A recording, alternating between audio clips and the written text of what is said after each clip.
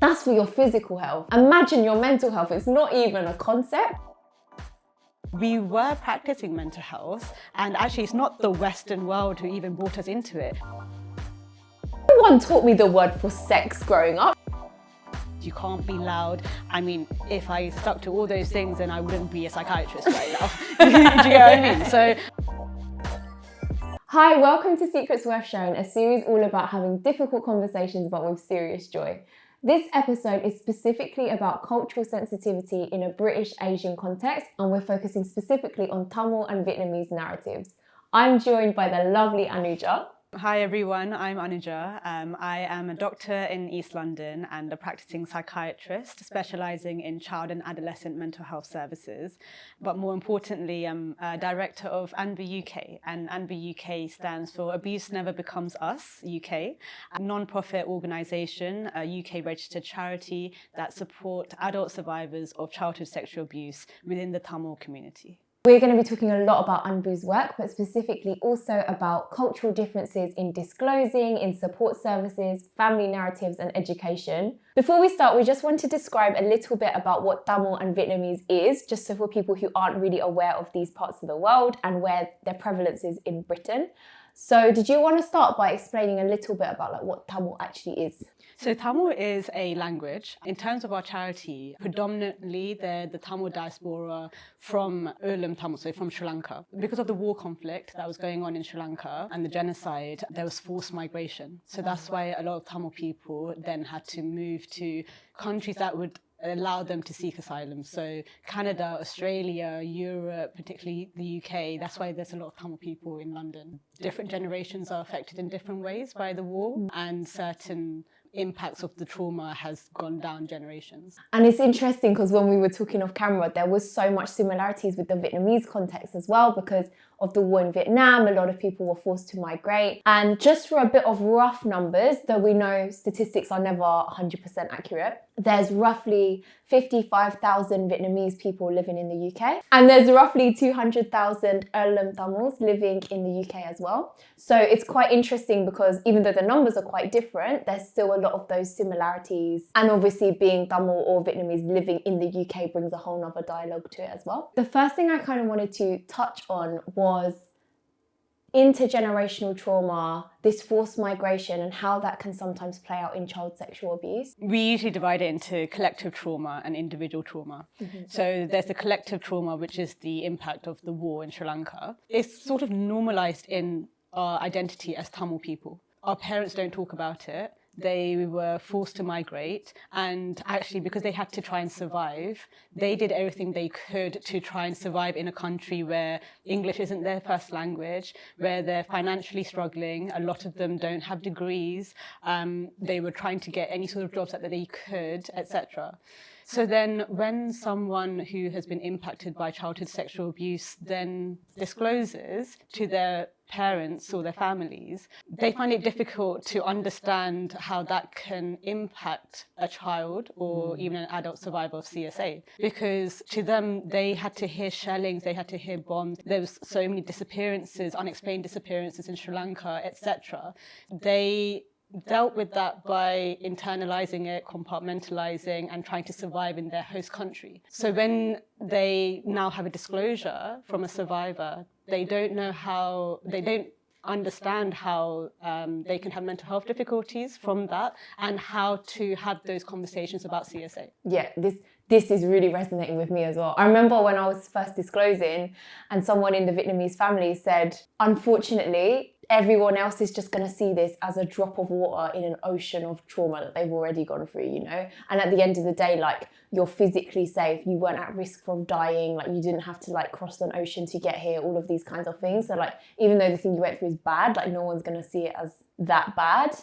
And I think that is a very common thing, especially with a lot of, like, British Asians who were forced to migrate, is like, oh, given all the hardships that my families have already gone through, am I even going to be validated in what I'm saying? And a lot of survivors then feel like they're a burden to their families and they don't want to add to their struggles, especially when in our culture you don't speak about child abuse or sexual abuse. And so when you start having these conversations and then the response to your disclosure is not a healthy one or not a supportive one, then you feel even more alone than when you initially disclosed.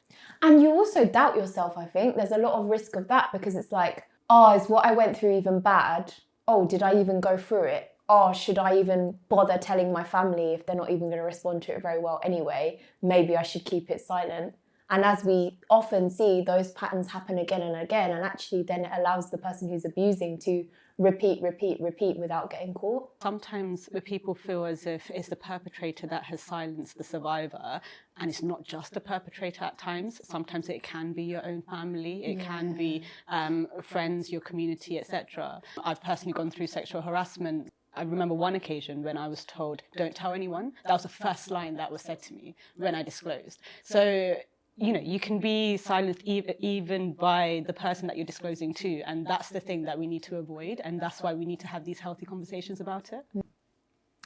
One thing I find in my communities, I don't know if you agree, is to have simply the space to think about your abuse, about how you're feeling is such a luxury, because so much of the time, especially for our elders, if you're second gen, you've been forced to migrate, you've been forced to survive. You don't have time to think about all the bad things that have happened. You don't have time to think how you're feeling and responding. You just plow on. The side effects of that mean that you don't necessarily, one, register what happened to you, and two, have the time to register how this could emotionally affect others. Especially like even that joke, like, oh, it's only white middle class people that get therapy, when therapy should be for everyone, thinking things through should be for everyone. It is because to have simply the time is a luxury. A lot of people don't want to think about the difficult parts of when they were in their home country. So, for example, the shellings, the bombs, etc., the war conflict. They want to think about all the good parts where they were around their community, where they could attend their places of worship easily, where they could have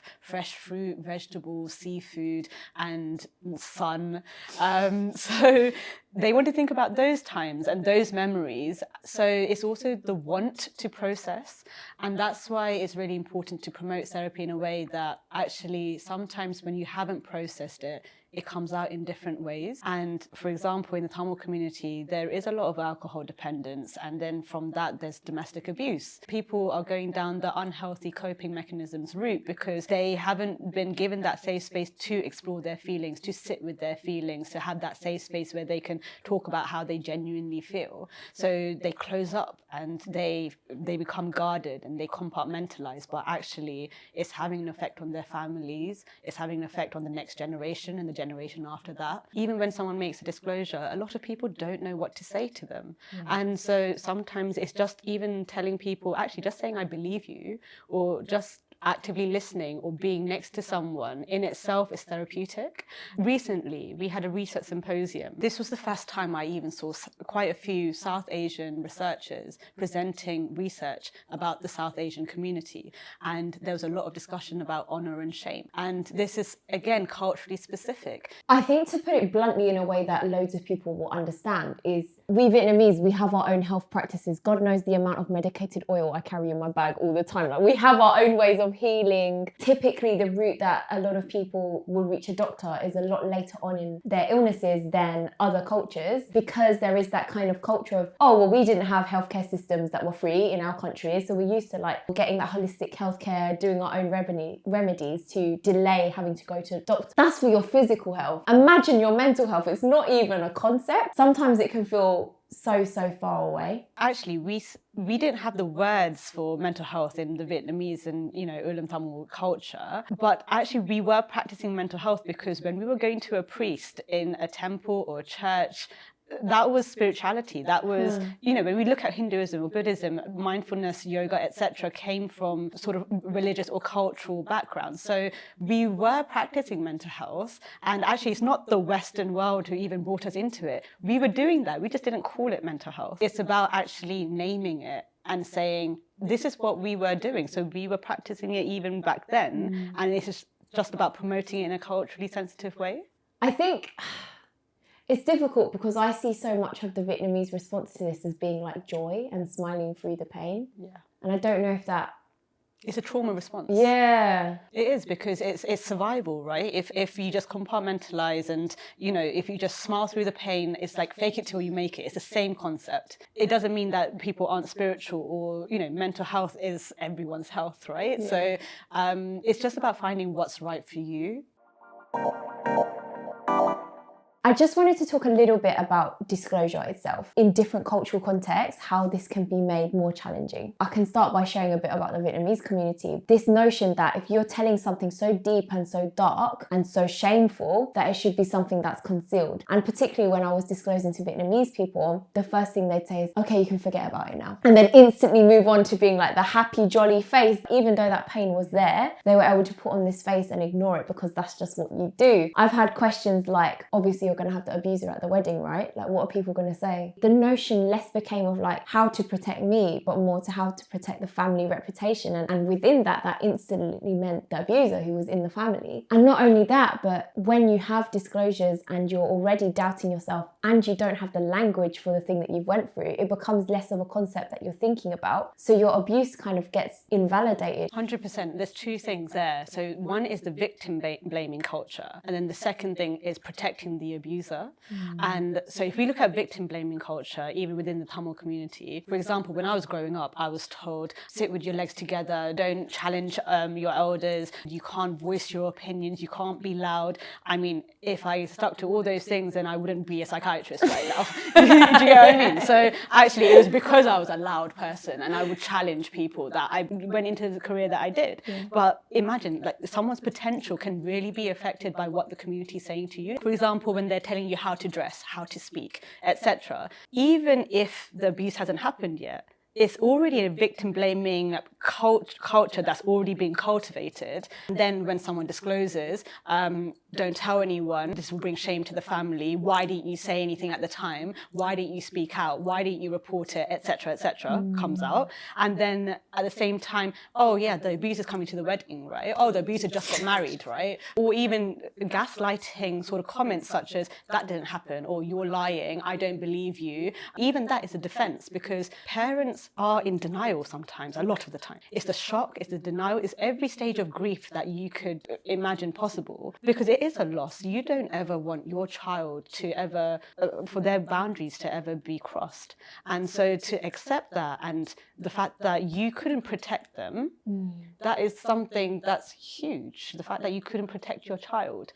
And then they may say things that they genuinely don't mean, but unfortunately, they've said it now. It's such an interesting line as well between respect for elders and then, like, obviously the elders protecting the children. In a culture which is so steeped in respect and so steeped in, like, respecting your elders, which in so many ways is very beautiful and something I'm very proud of, that I was brought up in that way. But like, I was used to going to a family party and it's like, okay, so find the first oldest elder, you bow to them first or you hug them first or whatever. That is a very huge part of our culture. What it can sometimes create for an abuser's perspective is a culture where they are used to always being right and a culture where they are never questioned. Smallest example, like I remember one time like an elder in my family like left the tap running all night, then found the tap, forgot it was them, told all of us off, and then realised it was him but didn't apologise, because you don't apologise as an elder, right? Yeah. So then that creates a culture of like, well, whatever I say goes. And some abusers can exploit that. If I'm doing something to a child, they won't dare question me. They won't dare think, oh, this is something that I can push back against. And it's the same with like, oh, go hug your elder. How can that be exploited? And I'm not saying that within the culture is embedded abuse. I'm saying that there are cultural norms which can make it easier for abusers to exploit and things we should watch out for. And then that opens up a whole problem with people worrying about their cultures being judged, especially if your culture is a minority in the UK at least. Then you're saying, oh, but this is quite common practice, this, that and the other. Then you can get worried that other people who are outsiders are going to judge your culture. And not only is there the worry, the stress and the fear that exists within your own community, there's also the fear of how you should be representing. And you don't want to make your community look bad. Yeah. So then you can't complain about this phenomenon to the external people. And therefore you get this vicious cycle. Almost, like two vicious cycles of abuse, right? There's the external cultural judging and then there's the internal cultural confusion. It just adds so much to the trauma. One of the things that we say is, for example, if your child does not want to sit on that person's lap, then don't force them to. We start really breaking down consent. And so we talk about safe touch, unsafe touch, actually promoting autonomy in a child as young as 4 years old to be able to say no. And actually everyone around that child respecting the fact that that child just said no. And that's why it's from a cultural lens, right? Because when an elder says, come here, give me a hug, or kiss me on the cheek, how dare you say anything, how dare you say no? Yeah. It's what's kind of innate in our culture. But it's not, it doesn't come from a bad place, but it does need to be challenged a little. And this is constant throughout our lives, because although we're talking about childhood sexual abuse, sexual harassment, sexual abuse happens every day, whether it's in the workplace, whether it's at home, etc. So it doesn't even just stop as under 18s. Even recently, I was asked the question, what do these perpetrators look like? And I was like, it could be anyone. Yeah. But it's the fact that people actually don't realize it can be anyone. The context was that we were talking about priests who were perpetrators. We were talking about tutors, so tuition masters is how we call them, being perpetrators, etc., or a family member being a perpetrator. By saying that I am Director of ANBU UK, it starts off these conversations that I'm having with the older generation, whether they're in my family, whether they're strangers or other people, where they start learning that actually it could be anyone. People don't realize that CSA, the person in front of you isn't always a child. They can be your grandma who's gone through CSA, but actually they dealt with it in a different way because it wasn't so safe to be open about it. And it's about respecting everyone's autonomy. You need to think about, actually, if someone does disclose their abuse, that's courage, that's bravery, that's resilience. That's them showing vulnerability is courage. How do you think the services that ANBU provides and counselling and charity services that are provided, how do they have to be culturally sensitive and like adjust to these kind of things we're talking about? With ANBU UK, we're survivor-centred and community-led. What that actually means is that in terms of the survivor themselves, we ensure that if they're Tamil-speaking survivors, that we provide them information in Tamil, that we signpost them to Tamil therapists and Tamil-speaking counsellors, etc. And that in itself improves accessibility, because if there's already a language barrier, then they don't even realise how much support there is available to them, especially in a community that doesn't talk about mental health. And then on top of that, we've gone towards Eastern practice, which is something that we have been practicing for centuries, that now the Western therapy system have really taken on board, such as mindfulness, meditation, yoga. We have a project called Transition and Wellbeing Project, where we provide a group of survivors with group talking therapy, as well as group art therapy and group yoga therapy. The therapist, she did something that was really interesting. When they said goodbye on their last session, she asked everyone to bring food. And so they had a meal together to commemorate that. That's something that is very cultural to us.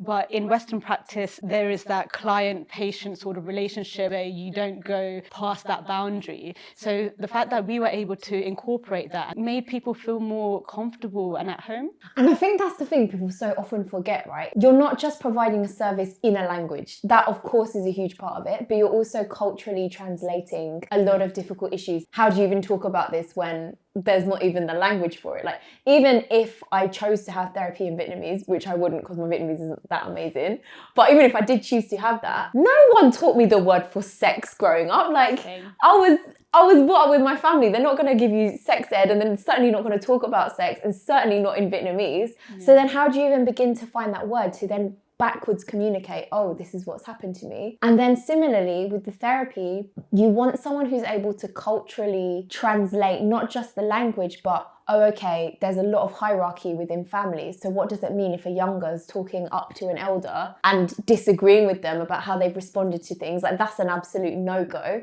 And I think a lot of the time when I saw English-speaking therapy from people who were white British, a lot of the advice they gave me, I was like, this is not going to apply in my context. Like, this is not helpful to me. And then it kind of puts you off even wanting to seek help in the first place. Exactly. And even working for the NHS, the number of times I have heard people say, well, just get out of that situation or just speak up. Culturally, it's not something, you don't feel safe to do that. No.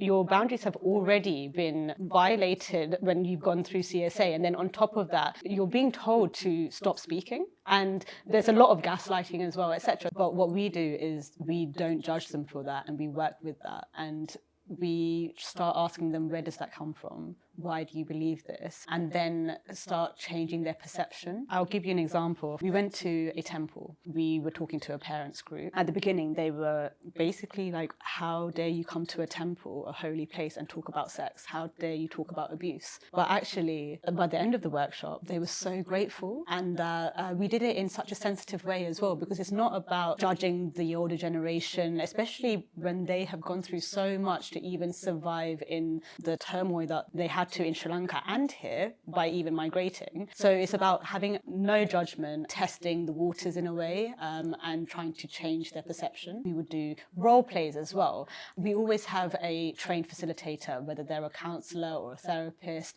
those who speak in Tamil as well, who can interpret or translate. So it's as inclusive and as protected and safe as it can be when we have these conversations. Other times, it does take some time to build rapport because they're worried that they may tell the community. So that's why even having someone who's Tamil speak about confidentiality in Tamil or in the Tamil context is so important, because then they can trust better and they can see actually someone's modeling that behavior where they're in the community and they're talking about confidentiality and they won't speak to anyone else about it. So it's never pinpointing individuals and saying you're not doing this right, nothing like that. Actually, it's about all of us learning from each other. And even for us, we've learned from the younger generation, we've learned from the older generation, and that's why every generation has been saying as well through all the work that we've done. So it is about learning from one another, not us feeling like we've got all the answers. No, our community does have all the answers, but we need to work with them to try and find them. That's so well said, because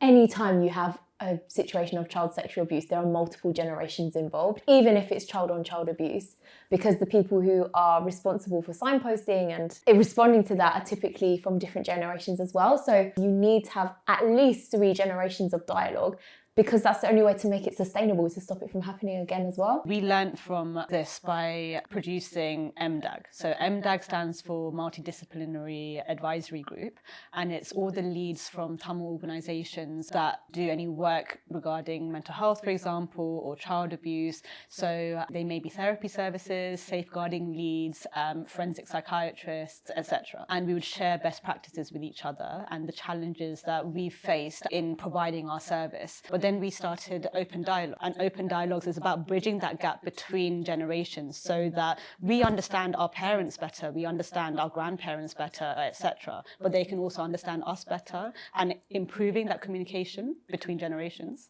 It really reminds me, because some of the most interesting lessons that I learned the most from are like in their 80s.